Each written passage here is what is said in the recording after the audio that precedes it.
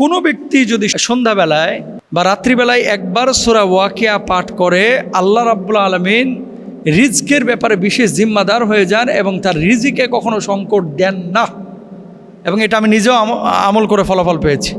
আমি আবারও বলি, আমি নিজে আমল করে এটা ফলাফল পেয়েছি। আমি ছাত্র জীবনে কোনো দিন মাগরিবের নামাজের পরে সূরা ওয়াকিয়া মিস করি নাই, আলহামদুলিল্লাহ। ছাত্র জীবনে এখন মাঝে মাঝে মিস হয়, কিন্তু পুরোই ছাত্র জীবনে যখন থেকে বুদ্ধি হয়েছে, বিশেষ করে পড়া শিখেছি সূরা ওয়াকিয়া, আমি সচরাচর কোনো দিন মিস করি নাই সজ্ঞানে, এবং ফলাফল পেয়েছি। চাকরি নাই, বাকরি নাই, কিন্তু আল্লাহ তাআলা ভালো কিছু ব্যবস্থা করে দিয়েছেন। মুহতারাম, আমি রিজিকে বারাকা চাই এবং অফুরন্ত রিজিক চাই। কোনো সূরার আমল আছে কি না, প্রশ্নটি করেছে উমর ফারুক ডেমরা থেকে। দেখেন, রিজকের দায়িত্ব তো আল্লাহ সুবহানাহু ওয়া তাআলা নিয়েছেন। আল্লাহ সুবহানাহু ওয়া তাআলা রিজকের দায়িত্ব তিনি নিয়েছেন। ওমা মিন দাব্বাতিন ফিল আরদি ইল্লা আলাল্লাহ। এই যে জমিনের উপরে যত প্রাণী আছে, আল্লাহ সুবহানাহু ওয়া তাআলা প্রত্যেকটা প্রাণীর রিজকের দায়িত্ব আল্লাহ তাআলা নিয়েছেন। নাহনু নারযুকুহুম ওয়া ইয়্যাকুম, তাদেরকেও আল্লাহ খাওয়াচ্ছেন, আপনাদেরকেও আল্লাহ খাওয়াচ্ছেন। এখন এই রিজকের মধ্যে বারাকা, এটা হচ্ছে ইম্পর্টেন্ট। খলিফা ওসমান রাদিয়াল্লাহু তাআলা আনহু যখন খেলাফত পরিচালনা করছেন, ইবনে মাসউদ রাদিয়াল্লাহু তাআলা আনহু তিনি অসুস্থ, তো কোনো সম্পদ রেখে যাচ্ছেন না। ওসমান রাদিয়াল্লাহু তাআলা আনহু তাকে দেখতে গেলেন। দেখতে যাওয়ার পরে বলছেন যে আপনার কি কোনো প্রয়োজন আছে কিনা, কোনো হাজত আছে কিনা, যেটা আমার কাছে বলবেন, আমি এটা প্রয়োজন মেটানোর চেষ্টা করবো ইনশাআল্লাহ।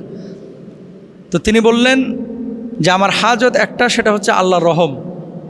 মুমূর্ষু অবস্থায় পতিত হওয়ার পরেও তিনি আল্লাহর রহমের আশা করছেন, যে আল্লাহর রহম আমি চাই। তো ওসমান রাদিয়াল্লাহু তাআলা আনহু, এটা নিয়ে অনেকগুলো বর্ণনা আছে, আমি সারাংশটা বলে দিচ্ছি, যে আপনি আপনার সম্পদ সন্তান সন্ততির জন্য কি রেখে যাচ্ছেন।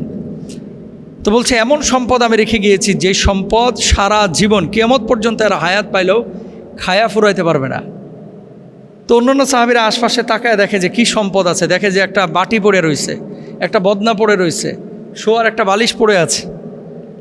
তো তারা অবাক হলেন যে আপনার তো উল্লেখযোগ্য কোনো প্রকাশ্যমান সম্পদ আমাদের নজরে পড়ে নাই, তাহলে কি এমন গোপন সম্পদ আপনি রেখে যাচ্ছেন আপনার সন্তান সন্ততির জন্য, যে কিয়ামত পর্যন্ত হায়াত পাইলেও তারা এই রিজিক খেয়ে ফুরাইতে পারবে না। ঠিক ওই মুহূর্তে তিনি জবাব দিয়েছিলেন যে আমি আমার সন্তানদেরকে সূরা ওয়াকিয়ার আমল শিখিয়ে গেছি। সুবহানাল্লাহ। কি, যে কোনো ব্যক্তি যদি সন্ধ্যাবেলায় বা রাত্রিবেলায় একবার সূরা ওয়াকিয়া পাঠ করে, আল্লাহ রাব্বুল আলামিন রিজকের ব্যাপারে বিশেষ জিম্মাদার হয়ে যান এবং তার রিজিকে কখনো সংকট দেন না। এবং এটা আমি নিজেও আমল করে ফলাফল পেয়েছি।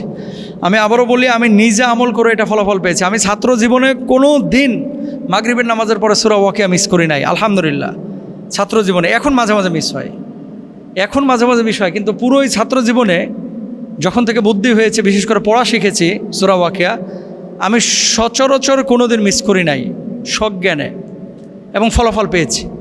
চাকরি নাই, বাকরি নাই, কিন্তু আল্লাহ তাআলা ভালো কিছু ব্যবস্থা করে দিয়েছেন। তো যারা সূরা ওয়াকিয়া আমল করবেন, আল্লাহ তাআলা তাদের জন্য এটা ব্যবস্থা করবেন ইনশাআল্লাহ।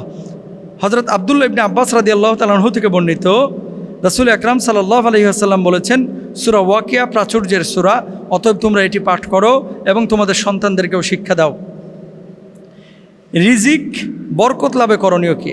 নিয়মিত 5 ওয়াক্ত নামাজ আপনারা আদায় করবেন ইনশাআল্লাহ। 5 ওয়াক্ত নামাজ মোটেও ছাড়বেন না।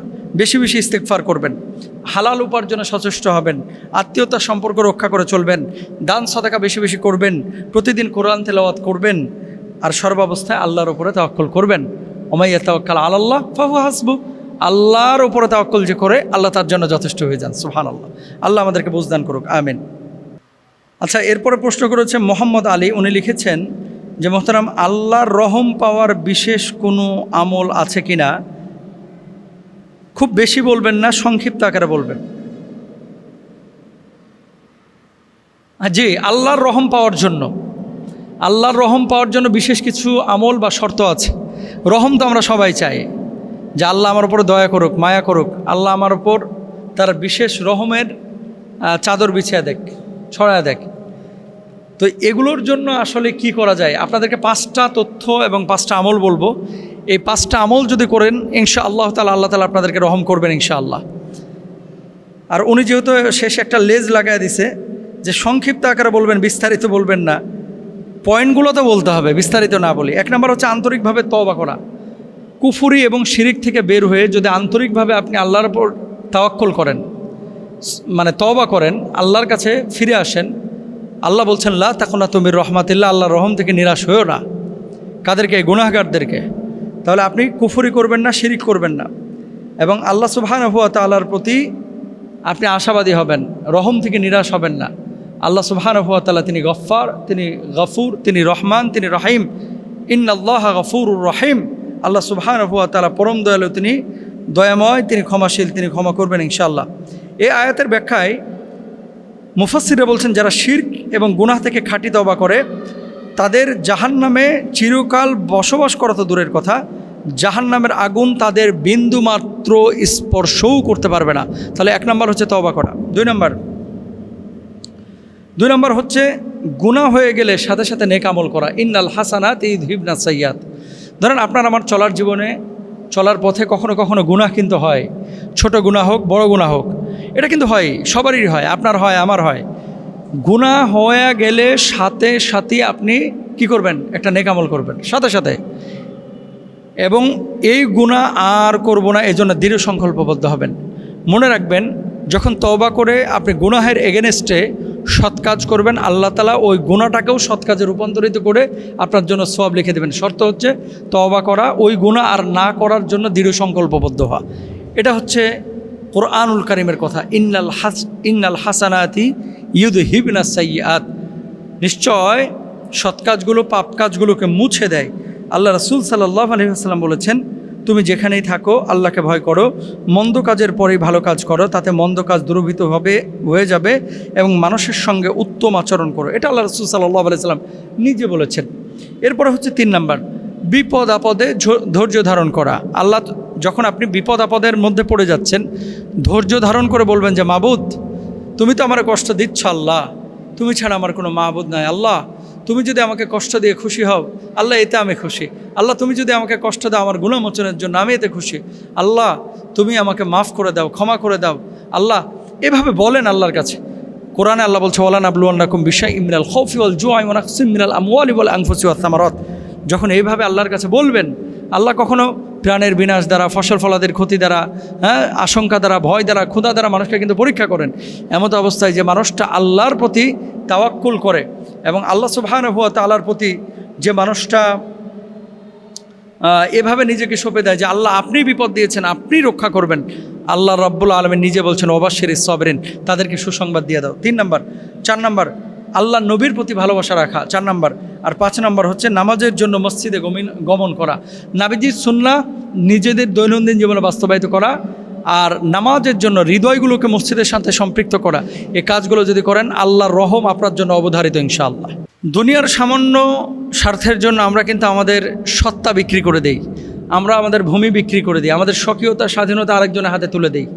কিছু কিছু মানুষ আছে ভাই এই পৃথিবীতে, যাদের কাছে ইমানটাই হচ্ছে মূল দৌলত, এর বাইরে কোনো দৌলত নাই। এমনই একজন মহিয়সী নারীর কথা আপনাদের সাথে একটু শেয়ার করি। ছবিটা হয়তো আমার হাতে আপনারা অনেকে দেখতে পাচ্ছেন, এই যে দেখেন, দেখেছেন? অনেকে দেখতে পাচ্ছেন, এদিকে তাকান। আচ্ছা, ওনার ব্যাপারে পরে বলছি। ওনার নাম হচ্ছে আয়েশা মুসলেহি। উনি মূলত ওনার বাড়িটা হচ্ছে এই যে মসজিদুল আকসা, ওনার বাড়িটা হচ্ছে আকসা ওয়াল আর হচ্ছে মসজিদুল আকসার মাঝামাঝি একটা স্থানে। আচ্ছা, আয়েশা মুসলিহিকে নিয়ে গোটা আরব বিশ্বে আলোচনা হচ্ছে যে আল আকসা মসজিদের কিনারায় তার ছোট্ট একটা বাড়ি, যেখানে একটা রান্নাঘর, একটা বেডরুম, একটা বাথরুম, এরকম একটা ছোট্ট বাড়ি, যেই বাড়িটাকে ওই ইসরাইল, ওই বদমাশগুলা দখল করার জন্য তাকে প্রপোজ করেছিল। যেহেতু মূল মালিকানা তার দাদা এখানে বসবাস করেছে, তার বাবা করেছে, তার আত্মীয় স্বজন করেছে।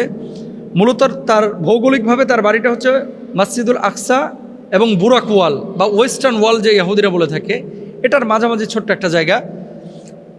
যুগ যুগ ধরে তারা এখানে বসবাস করেছে, কিন্তু এই দখলদার বদমাশগুলো তাকে অফার করেছে 10 থেকে 12 লক্ষ ডলার দেওয়া হবে, তুমি এই জায়গা থেকে চলে যাও। মানে ওদের ইন্টেনশন এরকম ছিল যে যদি একটা বাড়ি এভাবে কিনে নিতে পারে তাহলে পরবর্তীতে যে এখানে বাড়িগুলো আছে তারা কিনে নেবে। 10 থেকে 12 লক্ষ মার্কিন ডলার কত লক্ষ টাকা হতে পারে? আপনি বাংলাদেশি টাকায় যদি হিসাব করেন তাহলে কিন্তু কয়েক কোটি টাকা, প্রায় 5 থেকে 6 কোটি টাকা হতে পারে, কম বেশ হতে পারে। 5 থেকে 6 কোটি টাকা এক রুমের একটা বাড়ি।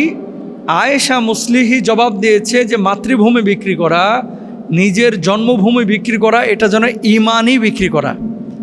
এজন্য সে স্পষ্ট জবাব দিয়েছে, শুধু 10 লক্ষ মার্কিন ডলার কেন, 100 মিলিয়ন মার্কিন ডলারও যদি আমাকে অফার করা হয় আমি তারপর আমার মাতৃভূমি ছাড়ব না, আমি আমার এই জন্মভিটা ছাড়ব না।